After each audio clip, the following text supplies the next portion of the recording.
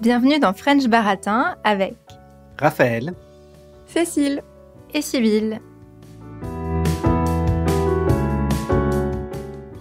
L'expression « OK boomer » est devenue à la mode en 2019 lorsqu'une jeune députée néo-zélandaise l'a utilisée pour faire taire un député plus âgé qui essayait de l'interrompre alors qu'elle parlait de l'urgence climatique.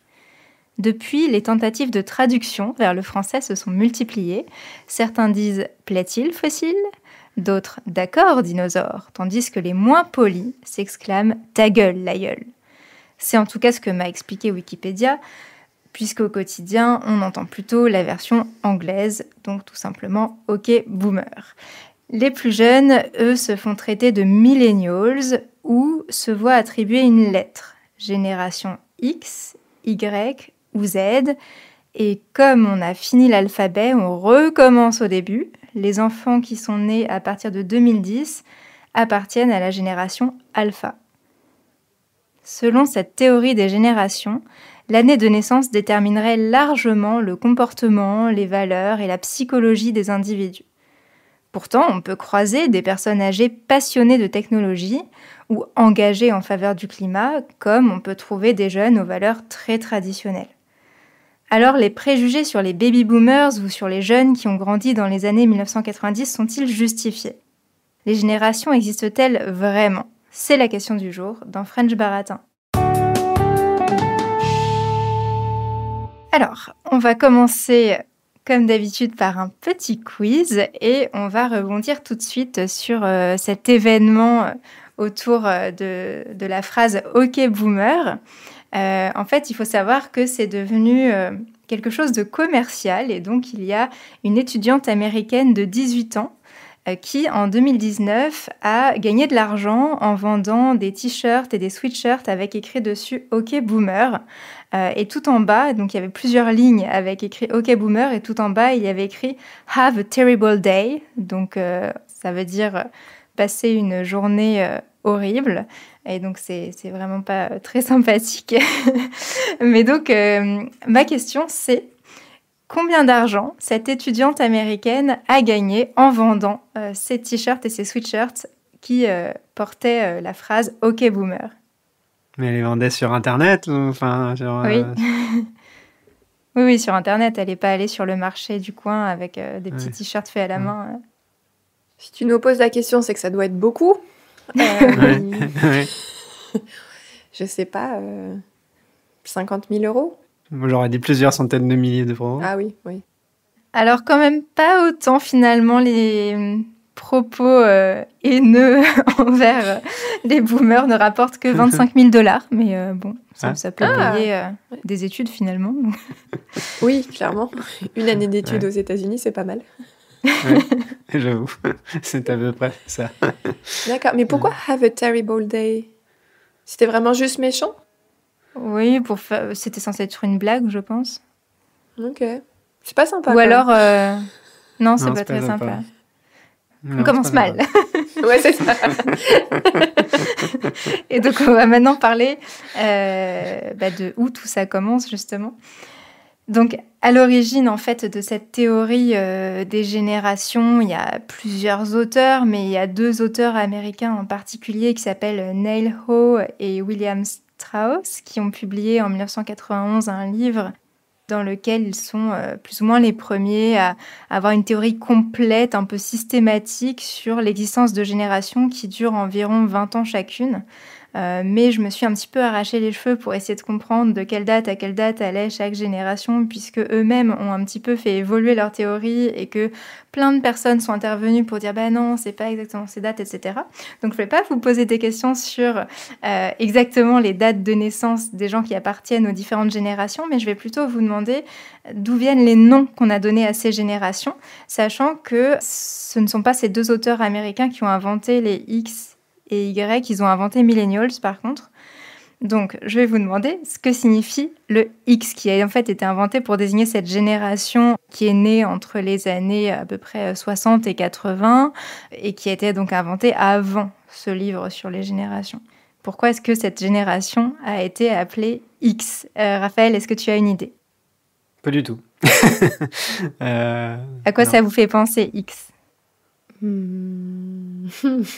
Bonne question. On donne un peu notre langue au chat. Alors justement, ça devrait vous mettre sur la piste. C'est l'idée qu'il y a quelque chose d'intriguant. On comprend pas, non? Exactement. Une inconnue. Ah oui, exactement, Raphaël. Ah, une inconnue. Une inconnue en maths. Ouais. Pourtant, je suis le moins matheux ici, je pense. Ouais. Oh, mais j'ai oublié ça. Ça m'est revenu d'un coup. Ah, comme c'est ça. une inconnue, d'accord. C'est ça, en fait. Le X vient des mathématiques, et donc la génération X était considérée comme trop différente, trop inconnue, et donc à découvrir. Donc, c'était un hasard, le fait que ça soit une lettre. Oui, c'était pour Et l'inconnu. du coup, c'est ça qui a permis de continuer, ouais. Ok. Ouais, Voilà. ouais. Et du coup, on va continuer justement. Quand et comment apparaît la génération Y? Donc le terme Y, justement. Ah, la génération du Y. Mhm. Du pourquoi? Ouais, du pourquoi. Moi, je connaissais cette théorie-là et aussi l'idée que ça ressemble aux écouteurs, aux casques, enfin aux premiers casques audio qu'on branchait sur les Walkman de l'époque. Et après, ça suit le X, quoi. Tout Oui, simplement. ça suit le X. Effectivement, il y a plusieurs hypothèses qui ont été formulées, toutes celles que vous avez dit, en fait, l'idée du why, donc du pourquoi, la forme des écouteurs que les jeunes auraient dans leurs oreilles et qui formeraient un Y, et la suite logique de X, qui maintenant sont utilisées pour expliquer pourquoi on parle de Y, parce qu'en fait, ça n'a jamais été dit la première fois que la génération Y a été désignée. Et ça, vous ne pouviez pas le savoir, sauf si vous l'aviez vu quelque part, mais c'est assez intéressant. La première fois qu'on a parlé de la génération Y, donc cette fois pour désigner ceux qui sont nés très approximativement entre 1980 et 2000, c'était dans un éditorial d'un magazine de marketing qui s'appelle Advertising Age. Et donc en 1993, Advertising Age, justement... écrit à propos de cette nouvelle génération Y qui n'a alors que 13 ans en fait, mais dont on imagine un petit peu l'évolution et qui serait encore une fois en opposition totale avec la génération précédente, les X. Les X seraient des cyniques complètement désabusés et donc à qui il est difficile de vendre des choses, alors que les Y seraient des nouveaux consommateurs assez responsables, qui aimeraient les marques transparentes et éthiques, mais à qui on pourrait vendre des choses. Voilà, et donc une nouvelle cible marketing à comprendre. Ok. Eh bien, merci pour vos réponses. De rien. Avec plaisir. Avec plaisir. Donc, juste pour terminer, dernière question qui n'est pas une question à laquelle vous pourriez vous tromper. À quelle génération appartenez-vous? Génération Y. Ouais, exactement. Eh bien, moi aussi. Voilà, Voilà. on est tous de la génération Y. Tout à fait. À différents étages, peut-être. Exactement. Il y en a qui sont plus vers le début de la Vers le génération début, Y et d'autres plus au milieu. Au milieu. C'est ça. Tout à fait. Alors, maintenant que on a un petit peu ouvert le sujet avec ces quelques questions, je vais vous demander de me parler de vos expériences. Est-ce que vous avez l'impression justement d'appartenir à une génération spécifique, donc la génération Y peut-être, et est-ce que le fait de faire partie d'une génération plutôt que d'une autre a un impact sur vos vies? Cécile? Alors moi, oui, j'ai l'impression de faire partie d'une génération. Pour préparer ce podcast, il a quand même fallu que je revérifie ma génération en termes de lettres. mais par contre, oui, je me sens vraiment faire partie de cette génération Y. Alors, je ne sais pas si toutes les générations se disent ça, mais j'ai l'impression qu'on se retrouve un peu au milieu d'une transition. Parce qu'on a été la génération qui est née sans téléphone portable et sans réseaux sociaux, mais on les a vus arriver au fil de notre jeunesse ou début de vie d'adulte. Je sais que le téléphone portable est arrivé pendant le collège et les réseaux sociaux en terminale, juste avant l'université. Et du coup, on a vraiment eu cette balance entre les deux, même au niveau du climat. On a tout de suite été très sensibilisés au climat. Alors au début, c'était par tout ce qui était le tri, avec l'opération Nettoyons la nature à l'école, par exemple, où on allait ramasser des déchets dans la ville. Et plus on a grandi, plus c'est devenu vraiment le sujet qu'on connaît aujourd'hui, avec énormément de mesures bien plus ambitieuses que ça ne l'était à l'époque. Et puis aussi au niveau de la vision du travail, où quand on était encore petit, il y avait cette notion un peu de métier unique, et de voie un petit peu toute tracée, alors que quand on est devenu jeune adulte, il y a eu toute cette vague de reconversion, de recherche de sens, et où on réalise que finalement, on peut faire plein de métiers. Donc j'ai vraiment cette impression entre les deux, et même au niveau de la place de la femme, même au niveau de la sexualité, où il y avait beaucoup de choses qui étaient très stéréotypées ou tabous. Et aujourd'hui, on a l'impression vraiment ça pop un peu dans tous les sens. La parole est vachement libérée. Et du coup, on voit un peu tout ça arriver, et je trouve ça d'ailleurs hyper intéressant. Mais voilà, j'ai vraiment l'impression d'être dans cette transition-là, et donc d'être spectatrice de ça, mais aussi effectivement que ça a un impact sur ma vie, puisque de fait, je pense qu'on passe plus de temps avec des personnes de notre génération, et que d'une certaine manière, il y a comme un effet d'entraînement, puisque on va s'influencer les uns les autres avec nos pensées. Enfin, une personne va peut-être avoir une crise de sens vis-à-vis de son métier, va faire une reconversion, ça va potentiellement donner envie à quelqu'un d'autre parce qu'il voit que c'est possible, enfin des choses comme ça. Je pense que forcément, il y a... En tout cas, moi, j'ai l'impression que ça a un vrai impact dans ma vie. Donc, voilà. Merci Cécile. Et toi, Raphaël ? Ouais, moi, je trouve c'est intéressant parce que du coup, le fait aussi que j'intervienne maintenant juste après Cécile, j'ai envie de rebondir sur le fait que justement, il y a un petit décalage. Là, toi, t'es un petit peu plus au milieu, on va dire, de la génération Y. Moi, je suis plutôt un peu plus vers le début. Pour moi, les premiers téléphones portables et l'Internet, c'était vers la fin de l'adolescence. Les réseaux sociaux, c'était au cours de mes études. Et donc là, il y a ces petits décalages qui font qu'il y a des petites différences, je pense, peut-être un peu de perception, d'influence, quoi.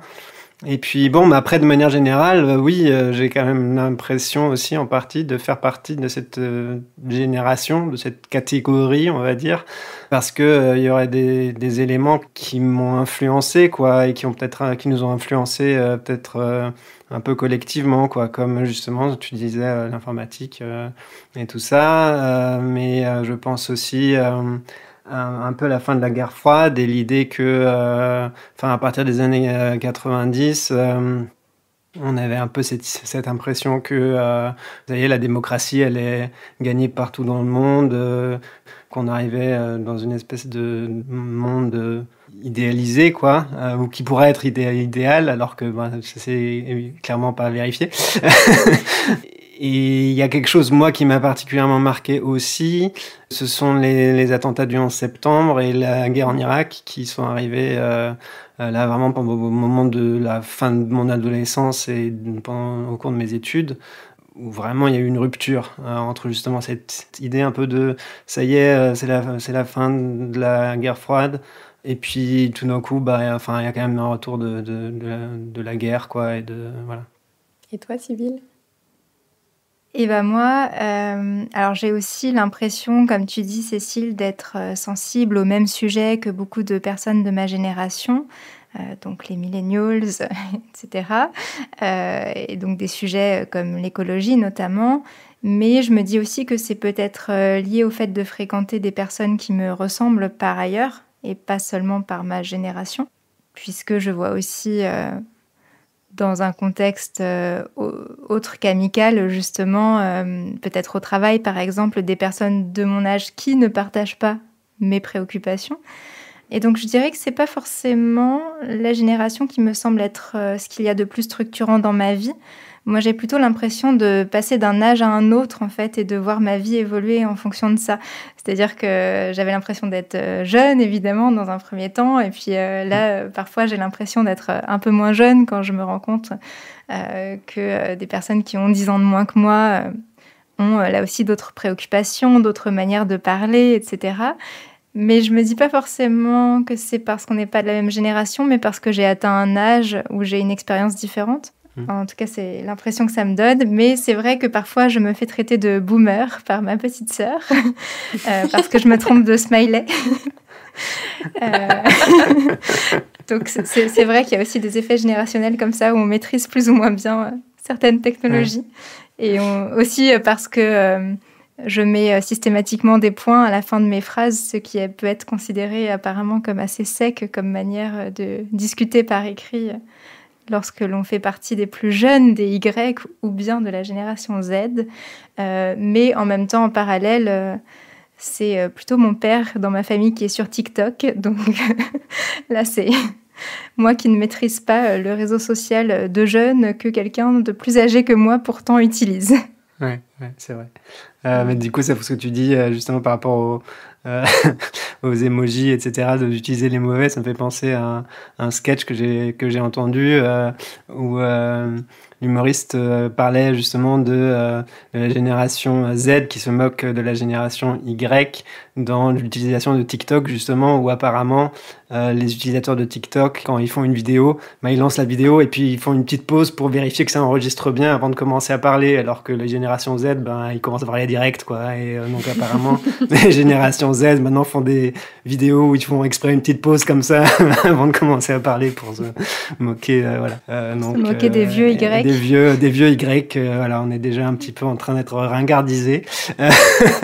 Et je voulais quand même juste revenir aussi sur ce que tu disais tout à l'heure, hein, Cécile, par rapport à l'écologie.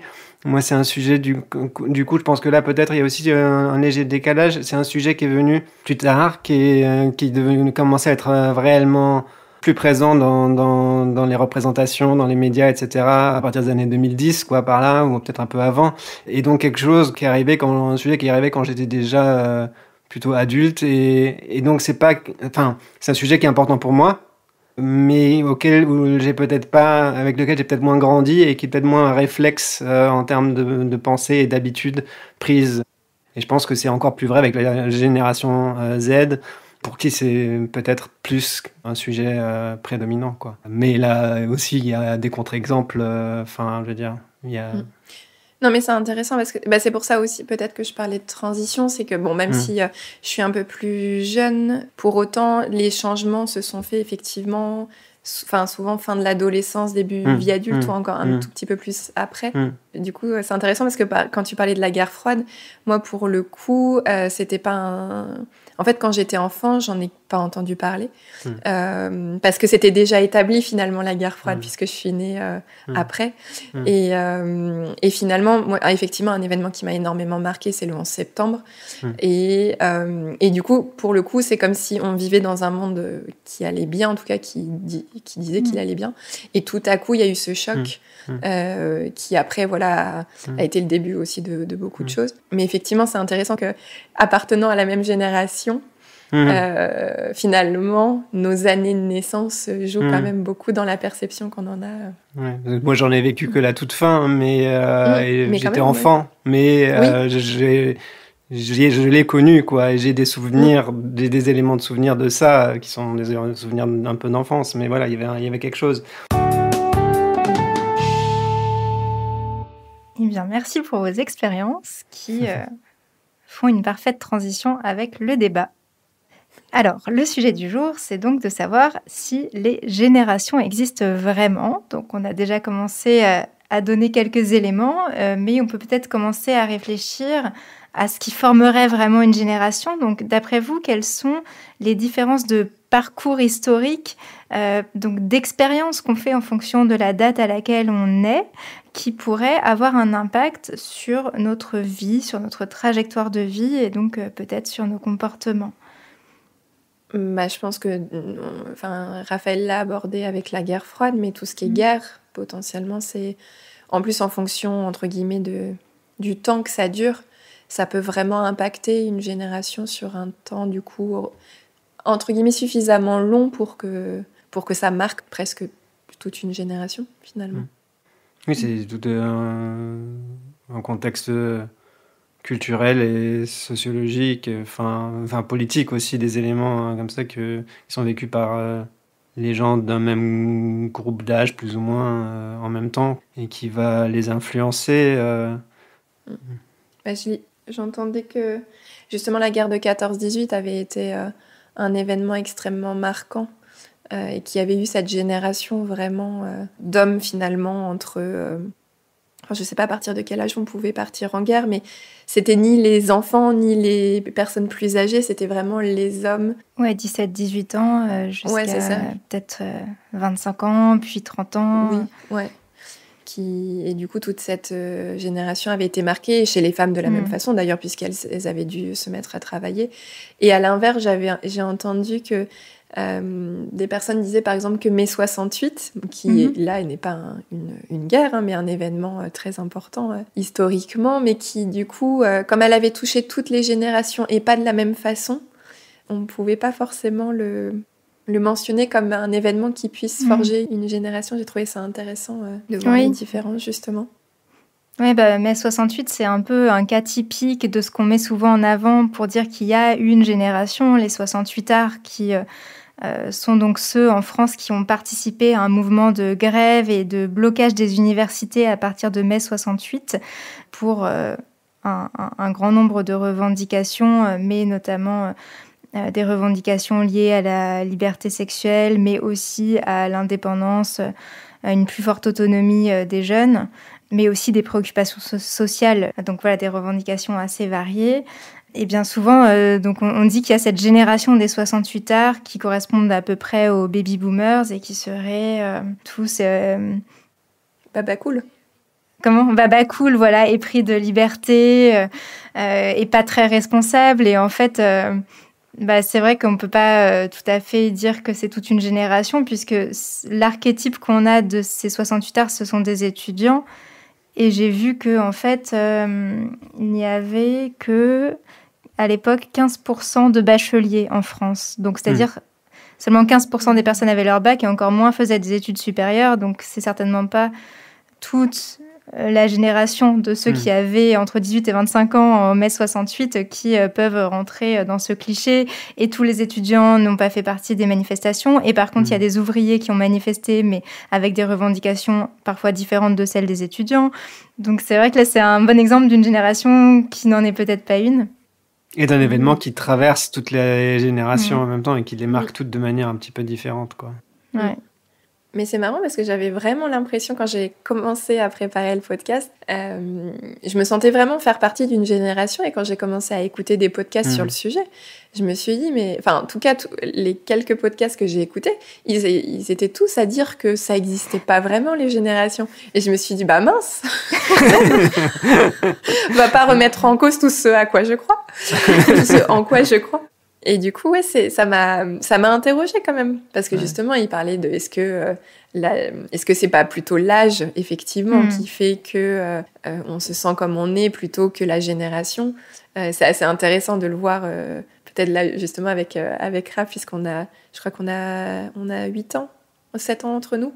7 ans. Et du coup, de voir que finalement, peut-être il y a aussi ça qui fait les étapes de la vie. Enfin, c'est intéressant de... Et puis mais l'attitude qu'on adopte vis-à-vis de nos expériences de vie, il y a des gens qui restent, qui sont ouverts d'esprit et qui le restent et qui sont prêts à changer leur jugement, d'autres qui ne le sont pas du tout et qui s'ouvrent ou inversement.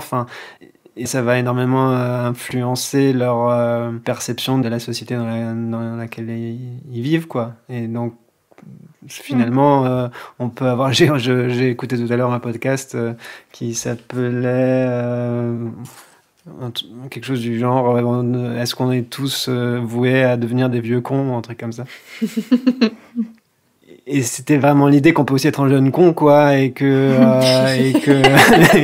on n'est pas protégé.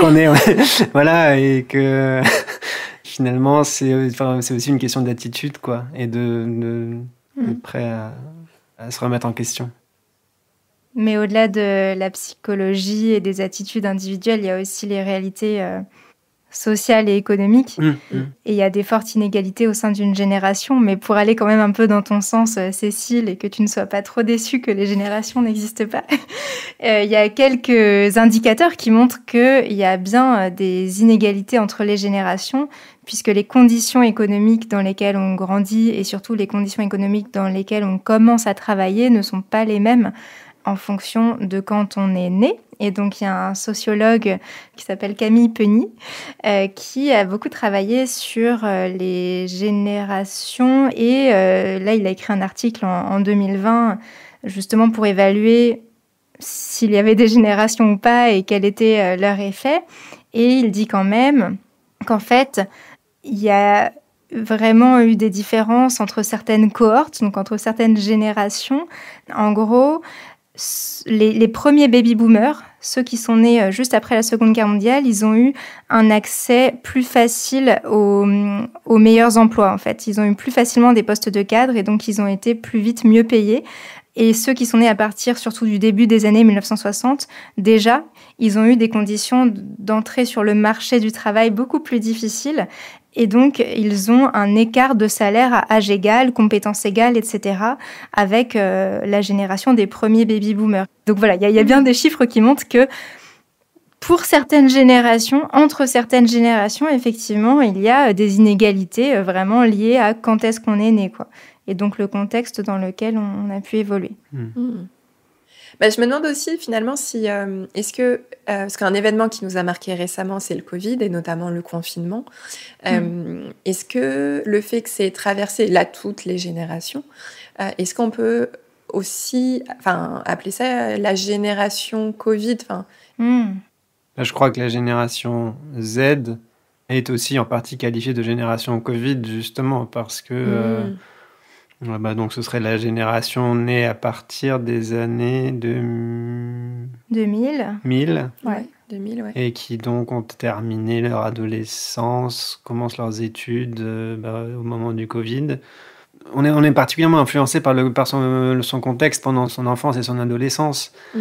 Après ça, on s'est plus ou moins forgé une identité et on réagit, on s'adapte plus ou moins bien aux changements de situation, mais on reste globalement le même. Ce qui est particulièrement difficile, c'est des événements un peu durs comme ça au moment de l'adolescence. Et c'est vrai que je pense que sûrement le Covid a été, et les confinements en particulier, ont été très difficiles pour les écoliers. Oui, c'est vraiment un bon exemple, effectivement, de quelque chose qui touche tout le monde, mais pas au même âge, et donc ça peut avoir un effet de génération. Moi, j'ai surtout entendu des amis enseignants parler de génération Covid pour les élèves qui n'avaient pas pu bien apprendre certaines choses. Mais là aussi, ça montre bien qu'il n'y a pas que cette variable-là de la génération qui joue, parce que l'effet de faire partie de cette génération Covid était très différent selon que les enfants aient pu être aidés par leurs parents ou pas. Et donc, il y a ceux qui n'avaient pas du tout progressé dans les apprentissages parce qu'il n'y avait pas forcément d'ordinateur pour suivre les cours ou les parents n'avaient pas les compétences pour accompagner leur enfant. Et à l'inverse, il y a les enfants qui avaient très bien progressé parce qu'ils avaient eu tout le matériel nécessaire et toute l'aide nécessaire. Moi, je pensais aussi à l'impact psychologique et peut-être aux différences de réaction psychologique entre les différentes générations, quoi, où du coup, les enfants, les étudiants qui se retrouvent soudainement confinés chez eux n'ont plus la même socialisation non plus. Ils voient plus leurs amis, ou c'est plus compliqué de sortir, etc. Les plus âgés ont peut-être un peu moins souffert de ça parce que il y avait peut-être aussi plus la capacité de se projeter dans un avenir où peut-être cette situation allait rechanger et s'arrêter, alors que peut-être pour une génération plus jeune, c'est peut-être un peu plus impactant et un peu entre guillemets catastrophique, quoi. Ouais.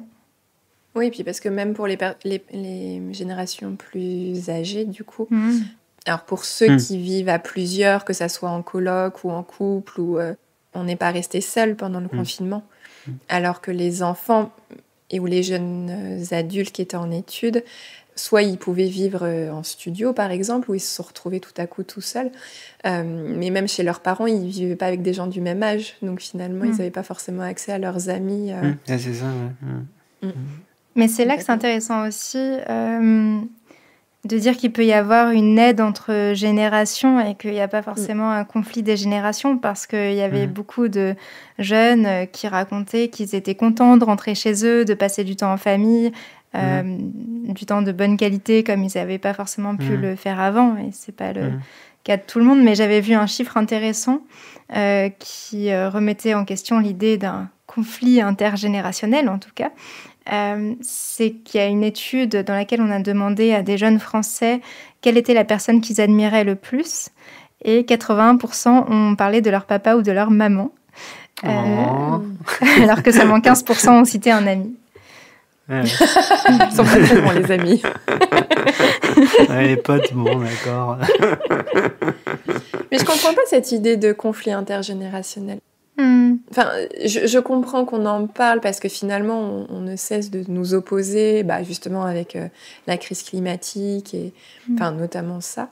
Mais je comprends pas très bien parce que on n'a pas vécu les mêmes événements et justement la naïveté de certains est compensée par l'expérience des plus anciens.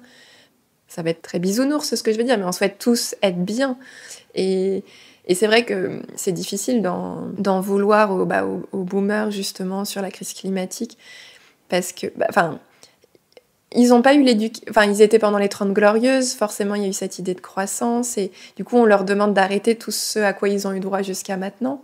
Oui, et puis personne ne leur a jamais dit que leur comportement, que ce niveau-là de consommation, ce niveau-là de pollution était problématique et allait impacter le climat, le climat et la planète.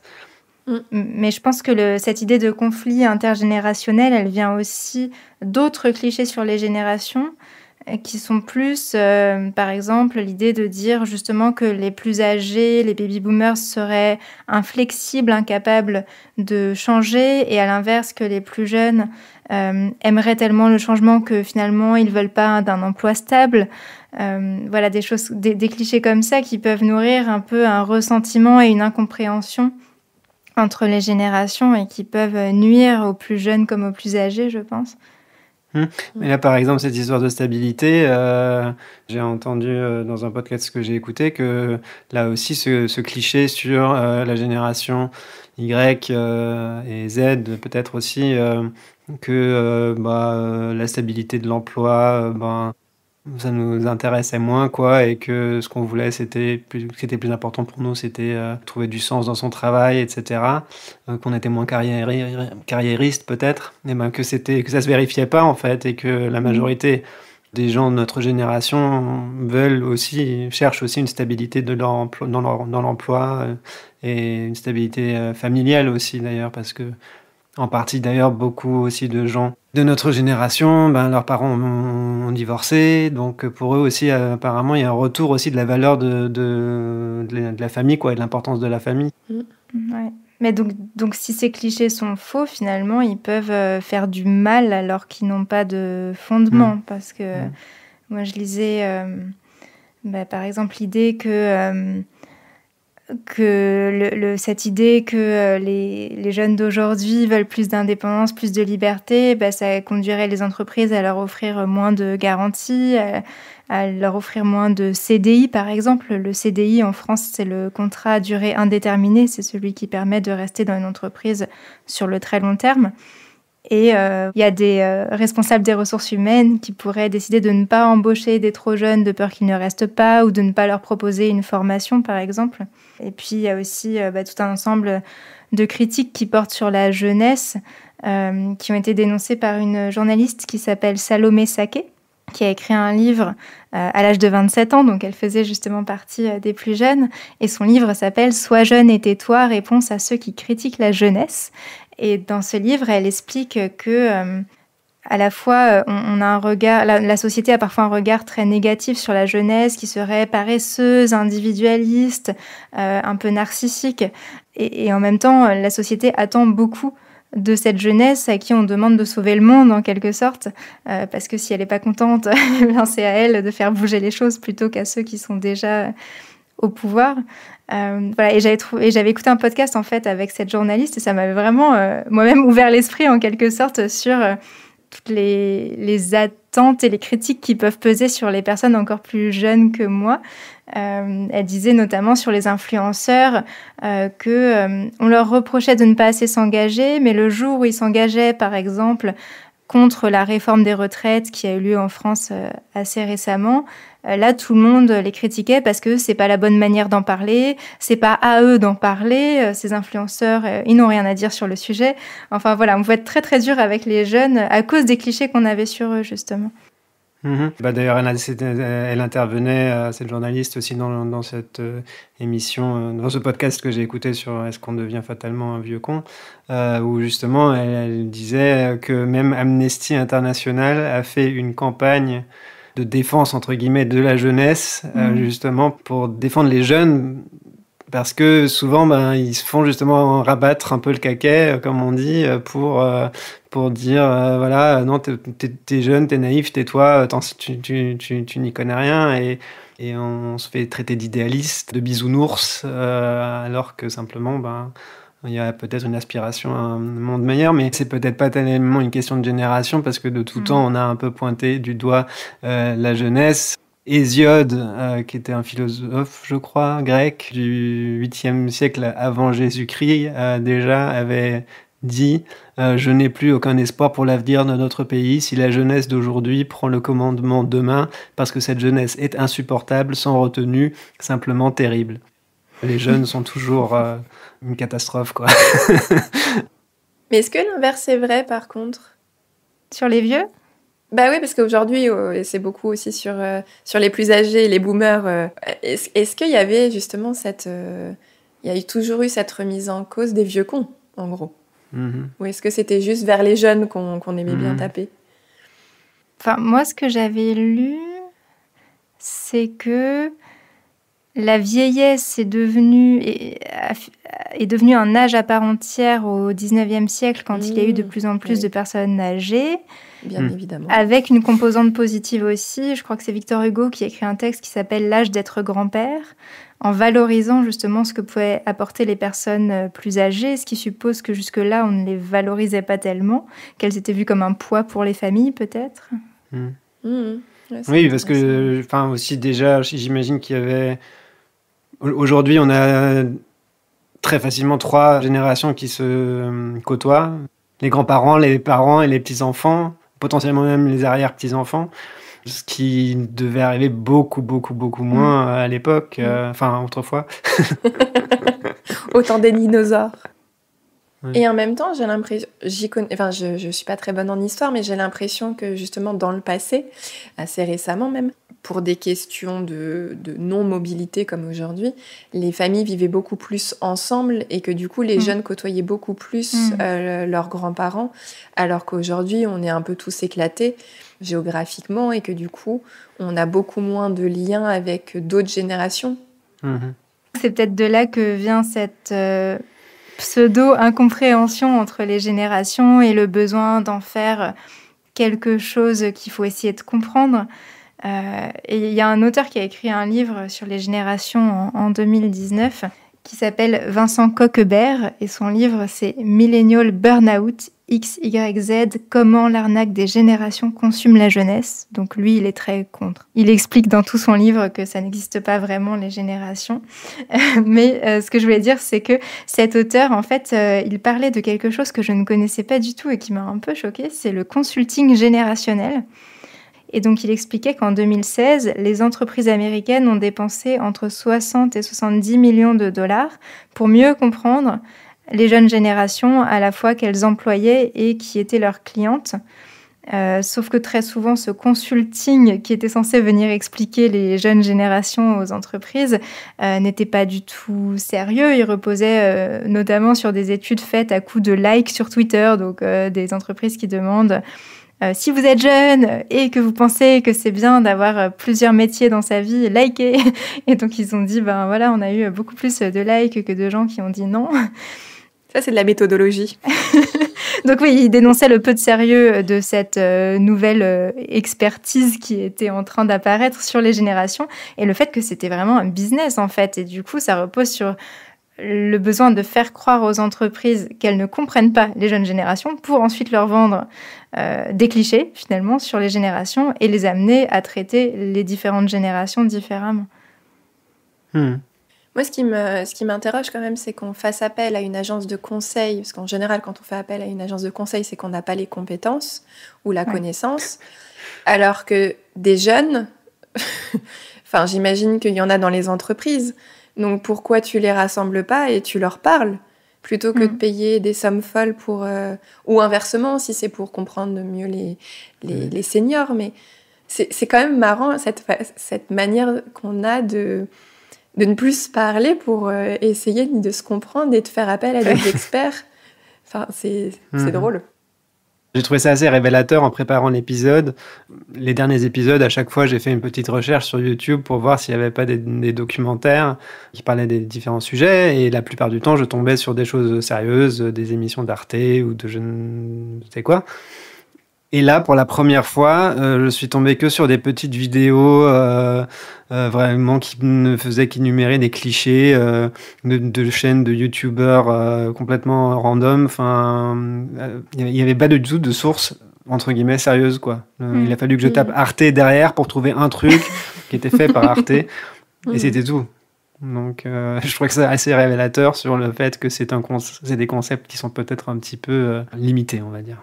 Oui, puis on parle beaucoup des jeunes. Enfin, les seniors sont aussi hyper impactés par ce conflit des générations, notamment au sein des entreprises, où on les déconsidère complètement, où quand tu commences à passer le cap des 50 ans, on commence à te mettre au placard. Je sais plus, quelqu'un me racontait dans son entreprise qu'on n'allait pas former cette personne parce que elle était trop vieille et que du coup, petit à petit, on allait la mettre au placard. Et donc mettre au placard, pour ceux qui nous écoutent, c'est une expression qu'on utilise pour dire qu'on leur enlève toute responsabilité ou toute mission intéressante. Donc c'est comme si on se retrouvait dans un placard, et clairement c'est une stratégie pour pousser les seniors qui coûtent cher souvent puisqu'elles ont de l'expérience et elles sont souvent là depuis un certain temps dans l'entreprise. Et donc on les dirige gentiment vers la sortie. Et ça me rend folle de pouvoir mettre quelqu'un au placard. Enfin, c'est une humiliation pour moi totale, et c'est un manque de confiance dans l'être humain, comme si on avait cette capacité à devenir débile du jour au lendemain, alors qu'en demandant plus de travailler de plus en plus longtemps. Enfin, c'est le serpent qui se mord la queue, ça a pas de sens ce truc. Et presque les jeunes, on les trouve casse-pieds, on les trouve hyper exigeants, hyper ambitieux, mais d'une certaine manière, on les trouve vifs de par leur jeunesse, alors que les seniors, on va plus les trouver en fin de vie, quoi. Alors qu'à 50 ans, à l'heure d'aujourd'hui, on est plutôt à la moitié de sa vie, enfin un petit peu moins, mais que vraiment en fin de vie. Et donc, pour conclure, est-ce que finalement, vous pensez que les générations existent et sont importantes comment est-ce qu'on pourrait améliorer les rapports entre les générations ? Raphaël ? Alors moi, je dirais qu'elles existent comme une sorte de grande catégorie, comme on aime bien les faire pour se simplifier la vie, mais qu'elles ne sont pas réellement importantes parce qu'il y a d'autres facteurs qui influencent, qui jouent de manière beaucoup plus importante, et qu'il y a d'énormes variations au niveau individuel. Et c'est d'ailleurs peut-être pour ça, justement, qu'on invente une catégorie pareille pour pouvoir plus facilement mettre dans un même panier des gens très différents. Oui. Quant au fait d'améliorer les rapports entre générations, je pense que c'est comme pour tous les rapports entre êtres humains. Tu t'en parlais tout à l'heure, Cécile, à l'intérieur d'une entreprise, il faut se parler, quoi. Il faut discuter, il faut se poser des questions, il faut essayer de se comprendre. Dans le podcast que j'écoutais tout à l'heure, il y avait une auditrice qui intervenait et qui donnait comme exemple le fait que elle était très proche de sa grand-mère, qu'elle aimait bien discuter avec elle, mais qu'effectivement il y avait des choses sur lesquelles ils se comprenaient juste pas, quoi, parfois carrément des mots qu'ils ne comprenaient pas, mais parfois aussi tout simplement des manières de penser peut-être, etc. Mais dans ce cas-là, faut poser des questions, faut essayer de creuser, faut essayer de comprendre, quoi. Et c'est comme tout, si on comprend pas, faut se réinterroger, quoi. Je pense que c'est ça qui est le plus important. Et toi, Cécile ? Alors moi, je pense qu'elles existent, vous l'aurez certainement compris.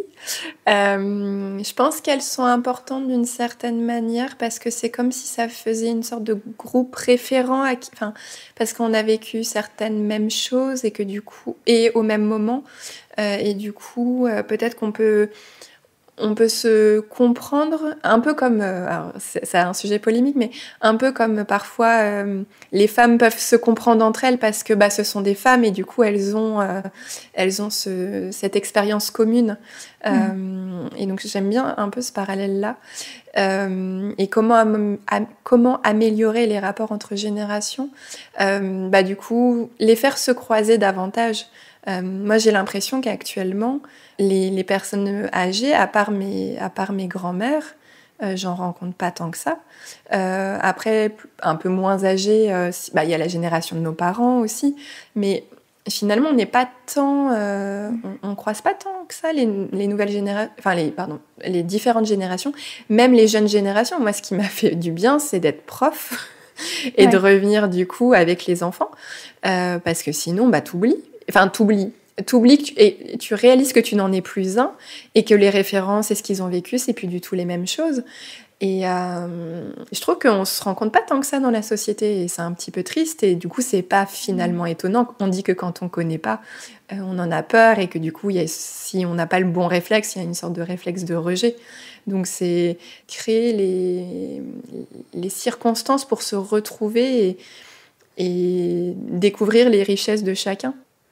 Dans l'un des podcasts aussi, je sais plus qui citait le professeur Dumbledore dans Harry Potter, qui disait que les jeunes ne peuvent pas savoir comment pensent les vieux, mais les vieux se rendent coupables s'ils oublient comment pensent les jeunes. Ah, c'est beau ça, c'est beau. J'aime beaucoup et c'est très vrai. Et toi, Sybille ? Moi, finalement, donc, je pense que les générations existent un petit peu dans le sens où, en fonction de quand on est né, on va pas avoir exactement les mêmes expériences, notamment le fait, comme on disait, de grandir avec certaines technologies, avec une certaine ambiance politique ou idéologique autour de soi. Mais je pense que c'est moins important que plein d'autres facteurs et qu'il ne faut pas exagérer en quelque sorte et qu'il ne faut pas en tout cas en faire un objet de conflit et une manière de comprendre les nouvelles personnes qu'on rencontre avant de leur avoir parlé en fait. Donc on ne devrait pas se mettre des idées en tête sur quelqu'un juste à cause de son âge ou de sa date de naissance. Et donc pour améliorer les rapports entre les générations, par rapport à ce que vous disiez, cette idée de rencontre, je trouve qu'effectivement, c'est une très bonne idée. Et j'ai vu qu'il y avait pas mal d'initiatives pour faire entrer la jeunesse, en quelque sorte, dans les maisons de retraite. Alors, j'ai vu des initiatives où il s'agissait de mettre des crèches dans les maisons de retraite. Et ça, j'étais pas sûre d'être pour, parce que je me suis dit que les personnes âgées n'avaient pas forcément envie d'entendre des enfants qui criaient autour d'elles, même si l'idée d'amener un petit peu de vie est sympa. Par contre, j'ai vu qu'il y avait aussi des logements étudiants qui étaient proposés dans certaines maisons de retraite gratuitement en l'échange du fait de s'occuper plusieurs heures par semaine des personnes âgées. Et ça, je trouvais ça déjà plus sympa parce qu'il y avait un vrai dialogue qui peut se nouer entre un jeune et des personnes âgées. Il va forcément tisser des liens plus forts avec certaines d'entre elles, tout en s'occupant bien de tout le monde. Mais, et là, justement, on va pouvoir se rendre compte qu'il y a des points communs entre des individus au-delà de la génération à laquelle ils appartiennent. Donc, je trouve que ce genre d'initiative, ça peut être assez sympa. Alors, pour créer du lien entre les différentes générations, n'hésitez pas à parler de French Baratin avec vos grands-parents qui ont appris un petit peu de français ou avec vos enfants, si vous en avez, qui commencent eux aussi à apprendre le français. Et si vous voulez aller plus loin, vous pouvez vous abonner sur Patreon à nos bonus. Donc on vous propose une transcription et des exercices, des petits jeux en plus du podcast. Et ça aussi, vous pourrez le faire entre plusieurs membres de différentes générations et échanger vos points de vue en français. À bientôt dans French Baratin. À bientôt. À bientôt.